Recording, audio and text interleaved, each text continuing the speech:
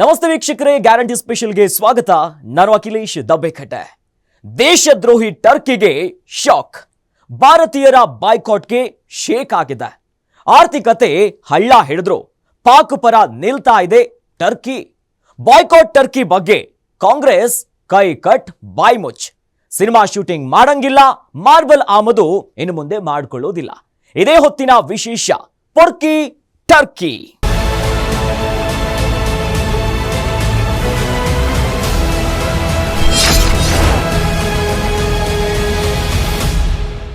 ಪಹಲ್ಗಾಮ್ ದಾಳಿಗೆ ಪ್ರತೀಕಾರವಾಗಿ ಭಾರತ ಆಪರೇಷನ್ ಸಿಂಧೂರವನ್ನ ಆರಂಭಿಸಿದೆ.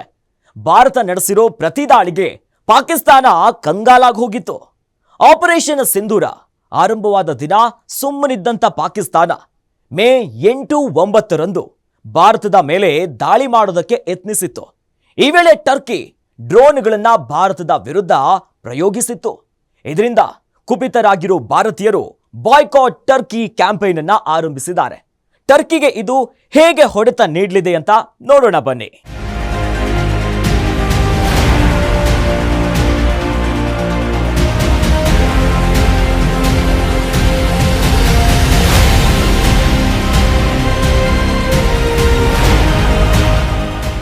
Boycott boycott boycott boycott Turkey. Social ಮೀಡಿಯಾದಲ್ಲಿ ಈಗ ಎಲ್ಲಿ ನೋಡಿದ್ರೂ ಇದೇ ಅಭಿಯಾನ. ಭಾರತದ ಮೇಲೆ ದಾಳಿ ಮಾಡಿದ್ದ ಪಾಕಿಸ್ತಾನದ ಪರ ನಿಂತಿದ್ದ ಟರ್ಕಿಗೆ ಬಾಯ್ಕಾಟ್ ಮೂಲಕ ಪಾಠ ಕಲಿಸಲು ಭಾರತೀಯರು ಮುಂದಾಗಿದ್ದಾರೆ. ಭಾರತೀಯರು ಆರಂಭಿಸಿರೋ ಬಾಯ್ಕಾಟ್ ಟರ್ಕಿ ಅಭಿಯಾನಕ್ಕೆ ಭಾರೀ ಜನಬೆಂಬಲ ಸಿಕ್ಕಿದೆ. ಇಷ್ಟಾದರೂ ಟರ್ಕಿಯ ಅಧ್ಯಕ್ಷ ರೆಸಿಪ್ ತಯ್ಯಪ್ ಎರ್ದೋಗನ್ ಮಾತ್ರ ಆರ್ಥಿಕತೆ ಹಳ್ಳ ಹಿಡಿದ್ರೂ ಪರವಾಗಿಲ್ಲ, ಪಾಕಿಸ್ತಾನಕ್ಕೆ ಟರ್ಕಿ ಬೆಂಬಲ ನೀಡೋದನ್ನ ಮುಂದುವರಿಸುತ್ತೆ ಅಂತ ಹೇಳೋ ಮೂಲಕ ಭಾರತೀಯರ ಕಣ್ಣು ಮತ್ತಷ್ಟು ಕೆಂಪಾಗಲು ಕಾರಣರಾಗಿದ್ದಾರೆ.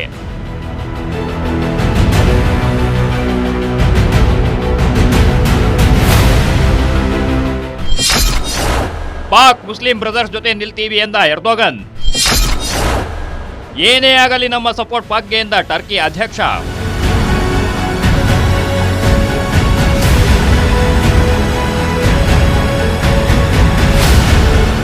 ಯಾರು ಏನೇ ಮಾಡಲಿ, ನಮಗೆ ಏನೇ ನಷ್ಟ ಆಗಲಿ, ನಾವು ಪಾಕಿಸ್ತಾನದ ಪರ ನಿಲ್ತೀವಿ ಅಂತ ಟರ್ಕಿ ಅಧ್ಯಕ್ಷ ಎರ್ದೋಗನ್ ಹೇಳೋ ಮೂಲಕ ಮತ್ತೆ ಉದ್ಧಟತನ ಮೆರೆದಿದ್ದಾರೆ. ಪಾಕಿಸ್ತಾನ ಈಗ ಸಂಕಷ್ಟದ ಪರಿಸ್ಥಿತಿ ಎದುರಿಸಿದೆ. ಈ ಸಮಯದಲ್ಲಿ ಅವರ ಜೊತೆ ನಿಲ್ತೀವಿ, ಮುಸ್ಲಿಂ ಬ್ರದರ್ಸ್ಗೆ ಟರ್ಕಿ ಸದಾ ಬೆಂಬಲ ನೀಡುತ್ತೆ ಅಂತ ಹೇಳಿದ್ದಾರೆ. Between Pakistan and India, the tension that broke out was ended with ceasefire, and I wish to express our pleasure for this. The nefarious terror attack, or with the missile attack against Pakistan, we had a very clear stance. We expressed our support to the Pakistani public, and the tension which reached serious levels, and in order to decrease it, we made efforts. With Brother Shahbaz Sharif, we had a phone call which was very significant.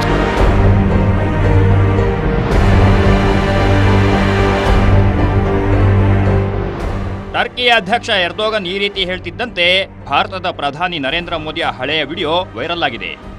ಇದರಲ್ಲಿ Modi Turkey ಭಾರತದ ಅತ್ಯುತ್ತಮ ಗೆಳೆಯ, Turkey ಒಂದು ಸುಂದರವಾದ ದೇಶ ಅಂತ ಹೇಳಿದ್ದಾರೆ. Viral ಆಗಿರೋ ವಿಡಿಯೋದಲ್ಲಿ ಮೋದಿ ಏನು ಹೇಳಿದ್ದಾರೆ ಅಂತ ನೀವೇ ನೋಡಿ. Your Excellency, President और मेरे परम मित्र and my friend Erdogan, President of the Republic of Turkey. Excellency, I will always cherish the memory of my visit to Turkey. Your visit gives us an opportunity to reciprocate the warmth and goodwill that I enjoyed during my visit to your beautiful country. ಟರ್ಕಿಯಲ್ಲಿ shooting ಮಾಡದಂತೆ ನಿರ್ಮಾಪಕರಿಗೆ ಮನವಿ. ತಕ್ಷಣದಿಂದಲೇ marble ಆಮದಿಗೆ ವ್ಯಾಪಾರಿಗಳ ನಕಾರ.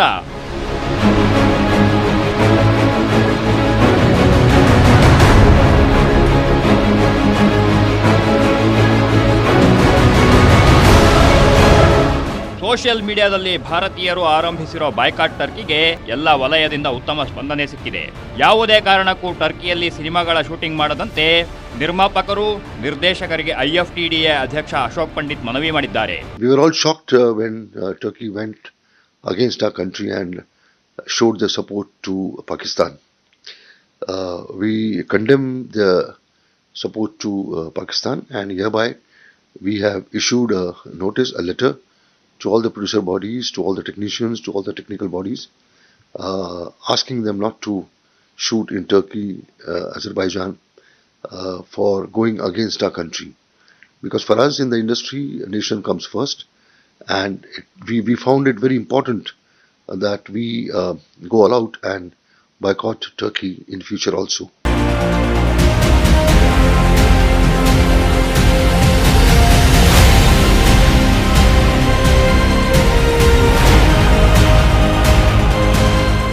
Turkey ವಿರುದ್ಧ marble ವ್ಯಾಪಾರಿಗಳು ಸಹ ಸಿಡಿದೆದ್ದಿದ್ದಾರೆ.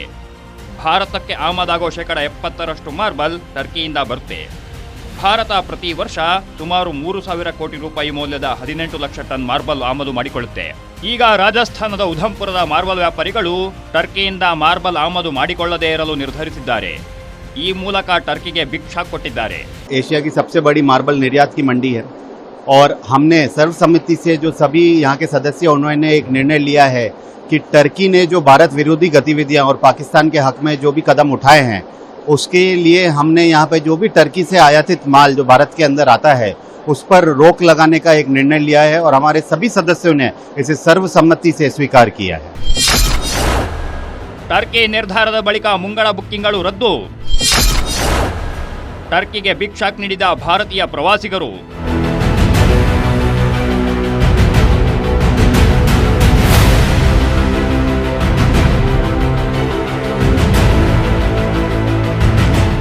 Turkey ಅನ್ನೋ ದೇಶ ಪ್ರವಾಸೋದ್ಯಮದ ಮೇಲೆ ಹೆಚ್ಚು ಅವಲಂಬಿತವಾಗಿದೆ. ಈ ಹಿಂದೆ ಪ್ರವಾಸೋದ್ಯಮವನ್ನೇ ನಂಬಿಕೊಂಡಿದ್ದ ಮಾಲ್ಡೀವ್ಸ್ ಭಾರತ ವಿರೋಧಿ ನಿಲುವು ತಳೆದಿತ್ತು. ಆಗ ಭಾರತೀಯರು ಬಾಯ್ಕಾಟ್ ಮಾಲ್ಡೀವ್ಸ್ ಅಭಿಯಾನ ಆರಂಭಿಸಿದ್ರು. ಈ ಅಭಿಯಾನದಿಂದ ಮಾಲ್ಡೀವ್ಸ್ ಪತರುಗುಟ್ಟಿ ಹೋಗಿತ್ತು. ಈಗ ಟರ್ಕಿ ವಿರುದ್ಧ ಕೂಡ ಭಾರತೀಯ ಪ್ರವಾಸಿಗರು ಅದೇ ರೀತಿಯ ಕ್ರಮ ಕೈಗೊಂಡಿದ್ದಾರೆ. ಪಾಕಿಸ್ತಾನದ ಪರ ಟರ್ಕಿ ನಿಲ್ಲುತ್ತಿದ್ದಂತೆ ಟರ್ಕಿಗೆ ಬುಕ್ ಆಗಿದ್ದ 250% ವಿಮಾನ ಟಿಕೆಟ್ಗಳನ್ನು ಕ್ಯಾನ್ಸಲ್ ಮಾಡಿದ್ದಾರೆ.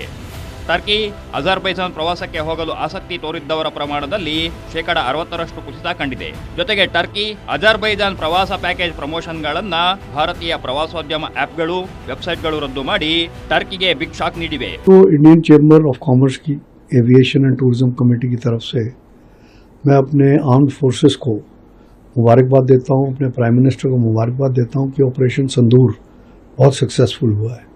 ये बड़े दुर्भाग्य की बात है कि हमने तुर्की की बहुत मदद करी थी जब वहाँ भूकंप आया था, और यहाँ तक कि हमने अपने डॉक्टर्स, मेडिकल स्क्वाड और यहाँ की डॉग स्क्वाड भी, और वहाँ की जनता ने हमें चीयर करा था. तो हम सपने में भी नहीं सोच सकते थे कि तुर्की जो ऑपरेशन दोस्त था हमारा, जब हमने ये करा तो वो ऐसा कदम उठाएगा और मतलब हमारे दुश्मन के साथ मिलके सारा काम करेगा. तो इसलिए जो travel agents association of India है और बाकी जो ट्रैवल एसोसिएशन हैं, बड़े बड़े जो टूर ऑपरेटर्स, ट्रैवल एजेंट्स हैं, सबने तुर्की का और अजरबैजान का, क्योंकि अजरबैजान ने भी इनको ओपनली सपोर्ट करा है, तो इन दोनों का बाइकआउट करा है.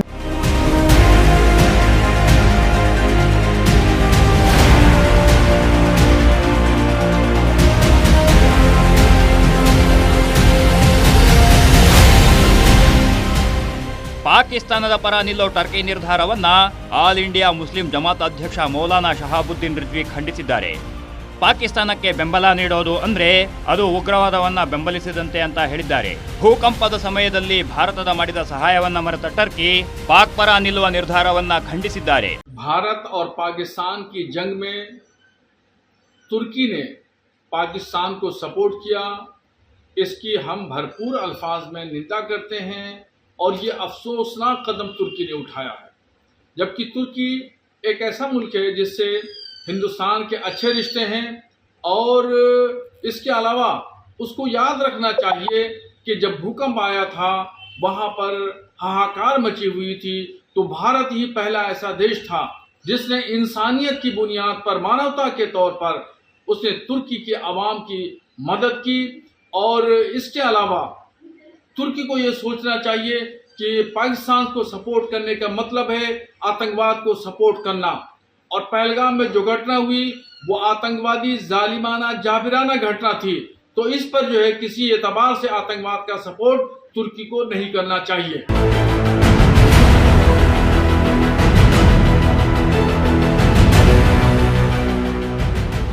ಅಮೆರಿಕದ ಗುಪ್ತಚರ ದಳದ ನಿರ್ದೇಶಕಿ ತುಳಸಿ ಗಬ್ಬಾರ್ಡ್ ಟರ್ಕಿ ವಿರುದ್ಧ ಈ ಹಿಂದೆಯೇ ಮುರುಕೊಂಡು ಬಿದ್ದಿದ್ರು. ಸಿರಿಯಾದಲ್ಲಿ ಉಗ್ರರಿಗೆ ಈಜಿಪ್ಟ್ನ ಮುಸ್ಲಿಂ ಬ್ರದರ್ಹುಡ್ಗೆ ಟರ್ಕಿ ಬೆಂಬಲ ನೀಡಿದೆ.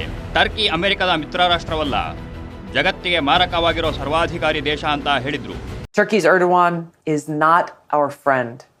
He's one of the most dangerous dictators in the world, and the United States government and media have no business helping this Islamist megalomaniac and his Al-Qaeda partners. Turkey's been supporting ISIS and Al-Qaeda terrorists from behind the scenes for years. Boycott Turkey ಕುರಿತು ಪ್ರಶ್ನಿಸುತ್ತಿದ್ದಂತೆ full silent. ಯಾವುದೇ ಪ್ರತಿಕ್ರಿಯೆ ನೀಡದೆ ನುಣುಚಿಕೊಂಡ ಕೈ leaders.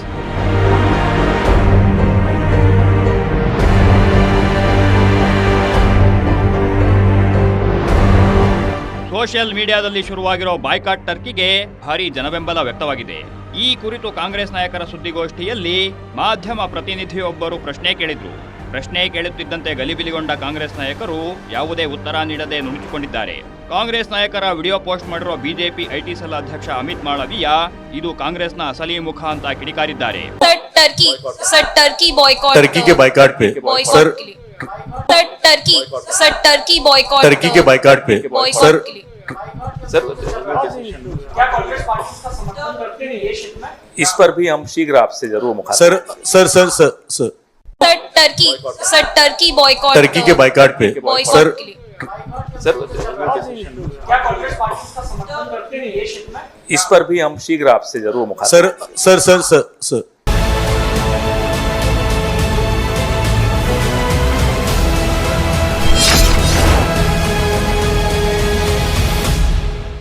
ಭಾರತದ ವಿರುದ್ಧ ದಾಳಿಗೆ ಪ್ರಯತ್ನಿಸಿದ್ದ ಪಾಕಿಸ್ತಾನಕ್ಕೆ Turkey ಬೆಂಬಲ ನೀಡಿದೆ. ಇದನ್ನ ವಿರೋಧಿಸಿ ಭಾರತದಲ್ಲಿ ಬಾಯ್ಕಾಟ್ ಟರ್ಕಿ ಅಭಿಯಾನ ಶುರುವಾಗಿದೆ.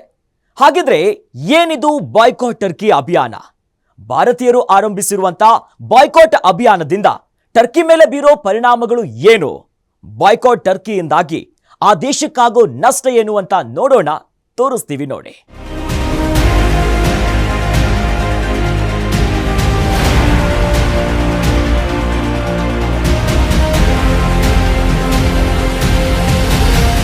ಏಪ್ರಿಲ್ 22, 2025ರಂದು ಭಾರತದ ಪಹಲ್ಗಾಮ್ನಲ್ಲಿ ತಲೆಮಾಸಿದ ಉಗ್ರರು 26 ಅಮಾಯಕರನ್ನ ಕೊಂದು ಹಾಕಿದ್ರು. ಧರ್ಮ ಕೇಳಿ ಉಗ್ರರು ಅಮಾಯಕರನ್ನ ಹತ್ಯೆ ಮಾಡಿದ್ರು.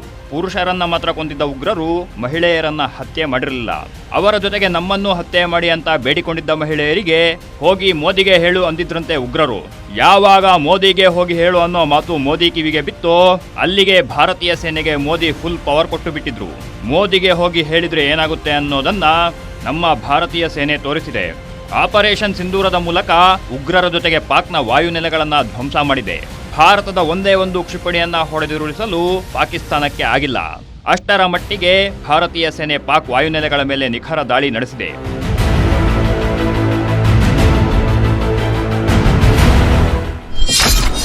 ಪಾಕ್ ಪರ ನಿಂತ ಟರ್ಕಿಗೆ ಭಾರತೀಯರಿಂದ ಬಾಯ್ಕಾಟ್ ಬಿಸಿ. ಪಾಕ್ಗೆ ಡ್ರೋನ್ಗಳನ್ನ ಪೂರೈಸಿದ್ದಕ್ಕೆ ಭಾರತೀಯರ ಕೆಂಗಣ್ಣು. ಮೋದಿಗೋಗಿ ಹೇಳಿದ್ರೆ ಏನಾಗುತ್ತೆ ಅನ್ನೋದನ್ನ ಭಾರತೀಯ ಸೇನೆ ಈಗ ಉಗ್ರರಿಗೆ ತೋರಿಸ್ಕೊಟ್ಟಿದೆ. ಇದರ ನಡುವೆ ಉಗ್ರರ ನೆಲೆಗಳ ಮೇಲೆ ದಾಳಿ ನಡೆಸಿದ್ದಂಥ ಭಾರತದ ವಿರುದ್ಧ ಪಾಕಿಸ್ತಾನದ ದಾಳಿಗೆ ಯತ್ನಿಸಿತ್ತು. ಈ ವೇಳೆ ಟರ್ಕಿ ನಿರ್ಮಿತ ಡ್ರೋನ್ಗಳನ್ನ ಪಾಕಿಸ್ತಾನ ಸೇನೆ ಬಳಸಿತ್ತು. ಪಾಕಿಸ್ತಾನ ಬಳಸಿದ ಒಂದೇ ಒಂದು ಡ್ರೋನು ಕೂಡ ಕೆಲಸ ಮಾಡಿಲ್ಲ. ಅದು ಬರುವ ಮುನ್ನವೇ ಛಿದ್ರ ಆಗಿದ್ವು. ಆದರೆ ಪಾಕಿಸ್ತಾನಕ್ಕೆ ಡ್ರೋನ್ಗಳನ್ನ ಪೂರೈಸಿದ್ದು ಟರ್ಕಿ ಅಂತ ಗೊತ್ತಾದ ಬಳಿಕ ಭಾರತದಲ್ಲಿ ಬಾಯ್ಕಾಟ್ ಟರ್ಕಿ ಆರಂಭ ಆಗಿದೆ. ಹಾಗಿದ್ರೆ ಏನಿದು ಬಾಯ್ಕಾಟ್ ಅಭಿಯಾನ ಅಂತ ನೋಡೋಣ ಬನ್ನಿ. ಪಾಕಿಸ್ತಾನಕ್ಕೆ ಟರ್ಕಿ ಡ್ರೋನ್ಗಳನ್ನ ಪೂರೈಸಿದ್ದಕ್ಕೆ ಭಾರತೀಯರು ಕೆಂಡಾಮಂಡಲರಾಗಿದ್ದಾರೆ. ಯಾಕಂದ್ರೆ ಪ್ರವಾಸೋದ್ಯಮ ವಲಯ ಟರ್ಕಿ ಆರ್ಥಿಕತೆಯ ಬೆನ್ನೆಲುಬಾಗಿದೆ. ಇಂತಹ ದೇಶಕ್ಕೆ ಕಳೆದ ವರ್ಷ ಸುಮಾರು 3,41,000 ಭಾರತೀಯರು ಭೇಟಿ ಕೊಟ್ಟಿದ್ರು. ಇದೇ ರೀತಿ ಅಜರ್ಬೈಜಾನ್ಗೆ ಸುಮಾರು 2,71,000 ಭಾರತೀಯರು ಭೇಟಿ ಕೊಟ್ಟಿದ್ರು. ಭಾರತೀಯರಿಂದ ಟರ್ಕಿ, ಅಜರ್ಬೈಜಾನ್ಗೆ ಸುಮಾರು 4,000 ಕೋಟಿ ರೂಪಾಯಿ ಆದಾಯ ಬಂದಿತ್ತು. ಬಾಯ್ಕಾಟ್ ಅಭಿಯಾನ ಶುರುವಾದ ಬಳಿಕ ಟರ್ಕಿ, ಅಜರ್ಬೈಜಾನ್ಗೆ ಹೋಗಲು ಮುಂಗಡ ಕಾಯ್ದಿರಿಸಿದ 250% ವಿಮಾನ ಟಿಕೆಟ್ಗಳನ್ನು ಭಾರತೀಯರು ರದ್ದು ಮಾಡಿದ್ದಾರೆ. ಜೊತೆಗೆ ಟರ್ಕಿ, ಅಜರ್ಬೈಜಾನ್ ಪ್ರವಾಸಕ್ಕೆ ಹೋಗಲು ಆಸಕ್ತಿ ತೋರಿಸುವ ಪ್ರವಾಸಿಗರ ಸಂಖ್ಯೆಯಲ್ಲಿ 60% ಕುಸಿತ ಕಂಡುಬಂದಿದೆ. ಎಲ್ಲಕ್ಕಿಂತ ಮುಖ್ಯವಾಗಿ ಭಾರತದಲ್ಲಿ ಟರ್ಕಿ ಪ್ರವಾಸೋದ್ಯಮ ಪ್ಯಾಕೇಜ್ಗಳ ಪ್ರಮೋಷನ್ಗಳನ್ನು ಬುಕ್ಕಿಂಗ್ ಆ್ಯಪ್ಗಳು, ವೆಬ್ಸೈಟ್ಗಳು ಕ್ಯಾನ್ಸಲ್ ಮಾಡಿವೆ.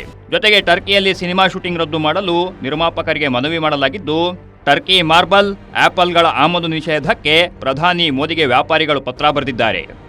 ಟರ್ಕಿಯಲ್ಲಿ ಭೂಕಂಪ ಆಗಿದ್ದಾಗ ಮೊದಲು ನೆರವು ನೀಡಿದ ದೇಶ ಭಾರತ. ಈ ಉಪಕಾರ ಸ್ಮರಣೆ ಮಾಡದೆ ಅಪಕಾರ ಮಾಡಿದ ಟರ್ಕಿಗೆ ಭಾರತೀಯರು ಶಾಕ್ ನೀಡಿದ್ದು, ನಾವೇ ದುಡ್ಡು ಕೊಟ್ಟು ನಮ್ಮ ಮೇಲೆ ದಾಳಿಗೆ ಫಂಡಿಂಗ್ ಮಾಡಬೇಕಾ ಅಂತ ಸೋಷಿಯಲ್ ಮೀಡಿಯಾದಲ್ಲಿ ಪ್ರಶ್ನೆ ಕೇಳ್ತಿದ್ದಾರೆ. ಉಗ್ರರ ವಿರುದ್ಧ ಕೇವಲ ಸೈನಿಕರು ಹೋರಾಡಿದ್ರೆ ಆಗಲ್ಲ, ಬದಲಿಗೆ ಸಾಮಾನ್ಯ ಜನರು ಸಹ ಉಗ್ರರ ಪೋಷಕರ ವಿರುದ್ಧ ಬಾಯ್ಕಾಟ್ ಅಸ್ತ್ರ ಪ್ರಯೋಗಿಸಿ ಉಗ್ರರಿಗೆ ಹಣಕಾಸು ನೆರವು ನಿಲ್ಲಿಸುವಲ್ಲಿ ಮಹತ್ವದ ಪಾತ್ರ ವಹಿಸಬೇಕಿದೆ ಅನ್ನೋ ಅಭಿಪ್ರಾಯ ಮೂಡಿದೆ. ಭಾರತದಲ್ಲಿ ಶುರುವಾಗಿರೋ ಬಾಯ್ಕಾಟ್ ಅಭಿಯಾನದಿಂದ ಟರ್ಕಿ, ಅಜರ್ಬೈಜಾನ್ ಆರ್ಥಿಕತೆಗೆ ದೊಡ್ಡ ಹೊಡೆತ ಬೀಳುತ್ತೆ ಅಂತ ಆರ್ಥಿಕ ತಜ್ಞರು ಹೇಳ್ತಿದ್ದಾರೆ. ಭಾರತೀಯರು ಶುರು ಮಾಡಿರೋ ಬಾಯ್ಕಾಟ್ ಅಭಿಯಾನದಿಂದ ಟರ್ಕಿಯ ಆರ್ಥಿಕತೆಗೆ ಬೀಳೋ ಹೊಡೆತ ಹೇಗಿರುತ್ತೆ? ಭಾರತೀಯರ ಬಾಯ್ಕಾಟ್ ಅಭಿಯಾನದಿಂದ ಟರ್ಕಿಗೆ ಎಷ್ಟು ಪ್ರಮಾಣದ ನಷ್ಟ ಸಂಭವಿಸುತ್ತೆ ಅಂತ ಡೀಟೇಲ್ ಆಗಿ ತೋರಿಸ್ತೀವಿ ನೋಡಿ. ಭಾರತಕ್ಕೆ ಆಮದಾಗುವ ಮಾರ್ಬಲ್ನಲ್ಲಿ 70% ಟರ್ಕಿಯಿಂದ ಆಮದಾಗುತ್ತಿದ್ದು, ಪ್ರತಿ ವರ್ಷ ಸುಮಾರು 3,000 ಕೋಟಿ ರೂಪಾಯಿ ಮೌಲ್ಯದ 18 ಲಕ್ಷ ಟನ್ ಮಾರ್ಬಲ್ ಆಮದು ಮಾಡಿಕೊಳ್ಳಲಾಗಿದೆ. ಕೇವಲ ಪುಣೆ ಒಂದಕ್ಕೆ ಮಾತ್ರ 1,200 ಕೋಟಿ ರೂಪಾಯಿ ಮೌಲ್ಯದ ಟರ್ಕಿ ಆಪಲ್ ಆಮದಾಗುತ್ತಿತ್ತು. ಪ್ರತಿ ವರ್ಷ ಟರ್ಕಿಯಿಂದ ಸುಮಾರು 22,000 ಕೋಟಿ ರೂಪಾಯಿ ಮೌಲ್ಯದ ಸರಕುಗಳನ್ನು ಭಾರತ ಆಮದು ಮಾಡಿಕೊಳ್ತಿದೆ. ಮಾರ್ಬಲ್, ಆಪಲ್, ಚಿನ್ನ, ತರಕಾರಿಗಳು, ಸುಣ್ಣಕಲ್ಲು ಅಥವಾ ಜಲದ ಶಿಲೆ, ಸಿಮೆಂಟ್, ಖನಿಜ ಎಣ್ಣೆ, ರಾಸಾಯನಿಕಗಳು, ನೈಸರ್ಗಿಕ ಮುತ್ತುಗಳು, ಕಬ್ಬಿಣ ಮತ್ತು ಉಕ್ಕು ಭಾರತಕ್ಕೆ ಟರ್ಕಿಯಿಂದ ಆಮದಾಗುವ ಪ್ರಮುಖವಾದ ಸರಕುಗಳಾಗಿವೆ. ಇದರ ಜೊತೆಗೆ ಕಳೆದ ವರ್ಷ ಟರ್ಕಿಗೆ ಸುಮಾರು 3,41,000 ಭಾರತೀಯರು ವಿಸಿಟ್ ಕೊಟ್ಟಿದ್ರು. ಈಗ ಬಾಯ್ಕಾಟ್ ಟರ್ಕಿ ಅಭಿಯಾನ ಶುರುವಾದ ಬಳಿಕ ಭಾರತೀಯರು ಟರ್ಕಿ ಪ್ರವಾಸ ರದ್ದು ಮಾಡಿರೋದ್ರಿಂದಾಗಿ ಆ ದೇಶಕ್ಕೆ ಸುಮಾರು 3,000 ಕೋಟಿ ರೂಪಾಯಿ ನಷ್ಟವಾಗಲಿದೆ. ಎಲ್ಲಕ್ಕಿಂತ ಮುಖ್ಯವಾಗಿ ಟರ್ಕಿಯಲ್ಲಿ ಭಾರತ ಸುಮಾರು $227 ಮಿಲಿಯನ್ ವಿದೇಶಿ ನೇರ ಬಂಡವಾಳ ಹೂಡಿಕೆ ಮಾಡಿದ್ದು, ಇದನ್ನ ಹಿಂಪಡೆಯೋ ಸಾಧ್ಯತೆಗಳು ದಟ್ಟವಾಗಿವೆ.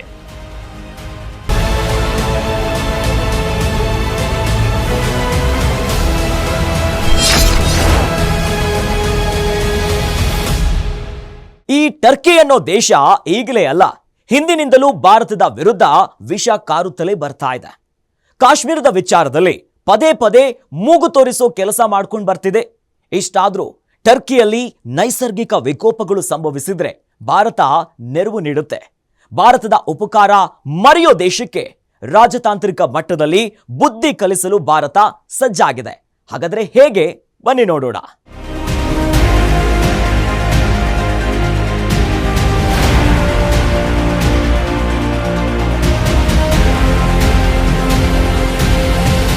ಟರ್ಕಿ ಅನ್ನೋ ದೇಶ ಹಿಂದಿನಿಂದಲೂ ಭಾರತ ವಿರೋಧಿ ನಿಲುವು ಹೊಂದಿದೆ. ಕಾಶ್ಮೀರದ ವಿಚಾರದಲ್ಲಿ ಪದೇ ಪದೇ ಭಾರತದ ವಿರುದ್ಧ ನಿಲ್ಲುತ್ತೆ. ಭಾರತದ ಬದ್ಧ ವೈರಿ ಪಾಕಿಸ್ತಾನಕ್ಕೆ ಬೇಕಾದ ಶಸ್ತ್ರಾಸ್ತ್ರಗಳನ್ನು ಪೂರೈಸುತ್ತಾ ಅದಕ್ಕೆ ನೆರವು ನೀಡುತ್ತಿದೆ. ಪಹಲ್ಗಾಮ್ ಉಗ್ರರ ದಾಳಿ ಬಳಿಕ ಭಾರತ ಪ್ರತಿದಾಳಿ ನಡೆಸುತ್ತೆ ಅನ್ನೋದು ಪಾಕಿಸ್ತಾನಕ್ಕೆ ಗೊತ್ತಿತ್ತು. ಆದರೆ ಯಾವ ರೀತಿ ದಾಳಿ ಮಾಡುತ್ತೆ ಅನ್ನೋದು ಮಾತ್ರ ಆ ದೇಶಕ್ಕೆ ಗೊತ್ತಿರಲಿಲ್ಲ. ಸರ್ಜಿಕಲ್ ಸ್ಟ್ರೈಕ್ ಅಥವಾ ಏರ್ ಸ್ಟ್ರೈಕ್ ಮಾಡಿ ಸುಮ್ಮನಾಗುತ್ತೆ ಅಂತ ತಿಳಿದಿತ್ತು. ಆದರೆ ಈ ರೀತಿಯಾಗಿ ನುಗ್ಗಿ ಹೊಡೆಯುತ್ತೆ ಅಂತ ಊಹಿಸಿರಲಿಲ್ಲ. ಭಾರತ ಆಪರೇಷನ್ ಸಿಂಧೂರ ಮಾಡೋ ಮುನ್ನ ಟರ್ಕಿಯ ಒಂದು ಯುದ್ಧ ನೌಕೆ, ವಾಯುಸೇನೆಯ C-130 ಸರಕು ಸಾಗಣೆ ವಿಮಾನ ಪಾಕಿಸ್ತಾನಕ್ಕೆ ಭೇಟಿ ನೀಡಿತ್ತು. ಇವುಗಳಲ್ಲಿ ಪಾಕಿಸ್ತಾನಕ್ಕೆ ಬೇಕಾದ ಶಸ್ತ್ರಾಸ್ತ್ರಗಳನ್ನು ಟರ್ಕಿ ಪೂರೈಸಿತ್ತು.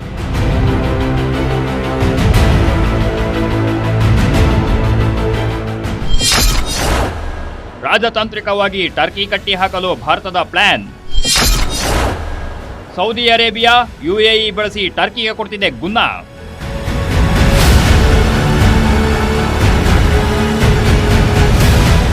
ಪಾಕಿಸ್ತಾನಕ್ಕೆ ನೆರವು ನೀಡುತ್ತಿರೋ ಟರ್ಕಿ ವಿರುದ್ಧ ಕೇವಲ ಆರ್ಥಿಕ ನಿರ್ಬಂಧಗಳು, ಅದರ ಜೊತೆಗಿನ ದ್ವಿಪಕ್ಷೀಯ ಸಂಬಂಧಗಳ ಕಡಿತಗೊಳ್ಳುವ ಕ್ರಮಗಳಿಗೆ ಭಾರತ ಮುಂದಾಗಿದೆ.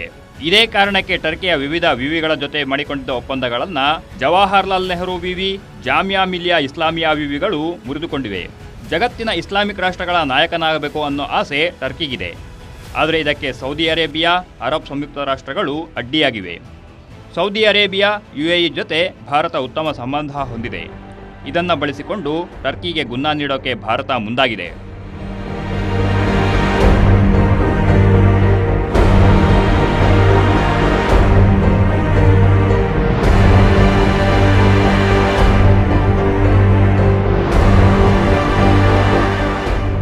ಯುರೋಪಿಯನ್ ರಾಷ್ಟ್ರವಾಗಿರೋ ಟರ್ಕಿ ತನ್ನ ನೆರೆಹೊರೆಯ ದೇಶಗಳೊಂದಿಗೆ ಉತ್ತಮ ಸಂಬಂಧ ಹೊಂದಿಲ್ಲ.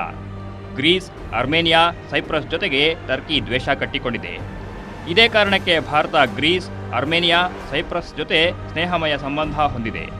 ಇತ್ತೀಚೆಗಷ್ಟೇ ಭಾರತ ಅರ್ಮೇನಿಯಾಗೆ ಪಿನಾಕ ರಾಕೆಟ್ ಲಾಂಚರ್ಗಳನ್ನು ರಫ್ತು ಮಾಡಲು ಒಪ್ಪಂದ ಮಾಡಿಕೊಂಡಿದೆ. ಗ್ರೀಕ್ ನೌಕಾಸೇನೆಯ ಜೊತೆ ಭಾರತೀಯ ಸೇನೆ ಮೆಡಿಟರೇನಿಯನ್ ಸಮುದ್ರದಲ್ಲಿ ಸಮರಾಭ್ಯಾಸ ಮಾಡಿತ್ತು. ಈ ಮೂಲಕ ಟರ್ಕಿ ಪಾಕಿಸ್ತಾನಕ್ಕೆ ನೆರವು ನೀಡಿ ಭಾರತಕ್ಕೆ ಕಾಟ ಕೊಡಲು ಮುಂದಾದರೆ ಅದಕ್ಕೆ ತಕ್ಕ ಪ್ರತ್ಯುತ್ತರ ಸಿಗಲಿದೆ ಅನ್ನೋ ಸಂದೇಶ ರವಾನಿಸಿತು.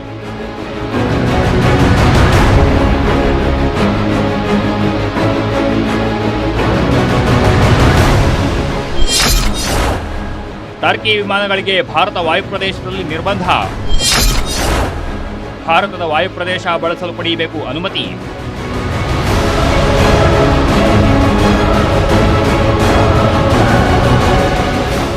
ಪಾಕಿಸ್ತಾನದ ಪರ ನಿಂತ ಟರ್ಕಿಗೆ ಭಾರತ ಅತಿದೊಡ್ಡ ಶಾಕ್ ನೀಡಿದೆ. ಇದುವರೆಗೆ ಟರ್ಕಿ ನಾಗರಿಕ ವಿಮಾನಯಾನ ಸಂಸ್ಥೆಗಳ ವಿಮಾನಗಳು ಭಾರತದ ವಾಯುಪ್ರದೇಶವನ್ನು ಬಳಸಲು ಅನುಮತಿ ಬೇಕಿರಲಿಲ್ಲ. ಯಾವಾಗ ಬೇಕಾದರೂ ಭಾರತೀಯ ವಾಯುಪ್ರದೇಶವನ್ನು ಬಳಸಿ ಹಾರಾಡಬಹುದಿತ್ತು. ಆದರೆ ಈಗ ಭಾರತದ ವಾಯುಪ್ರದೇಶವನ್ನು ಬಳಸದಂತೆ ಟರ್ಕಿ ವಿಮಾನಯಾನ ಸಂಸ್ಥೆಗಳ ವಿಮಾನಗಳಿಗೆ ನಿರ್ಬಂಧ ಹೇರಲಾಗಿದೆ. ಭಾರತೀಯ ವಾಯುಪ್ರದೇಶವನ್ನು ಬಳಸಬೇಕಾದರೆ ಭಾರತದ ಅನುಮತಿ ಪಡೆಯೋದನ್ನು ಕಡ್ಡಾಯ ಮಾಡಲಾಗಿದೆ. ಇದರಿಂದ ಏನು ಉಪಯೋಗ ಅನ್ನೋ ಪ್ರಶ್ನೆ ಎದುರಾಗಿರಬಹುದು. ವಿಮಾನಗಳು ರೆಗ್ಯುಲರ್ ರೂಟ್ನಿಂದ 1-2 ಕಿಲೋಮೀಟರ್ ದೂರದಲ್ಲಿ ಚಲಿಸಿದ್ರೂ ವಿಮಾನ ನಿರ್ವಹಣೆ ವೆಚ್ಚ ಹೆಚ್ಚಾಗುತ್ತೆ. ಇದನ್ನು ಅರಿತ ಭಾರತ ಈ ನಿರ್ಬಂಧ ಹೇರಿದೆ.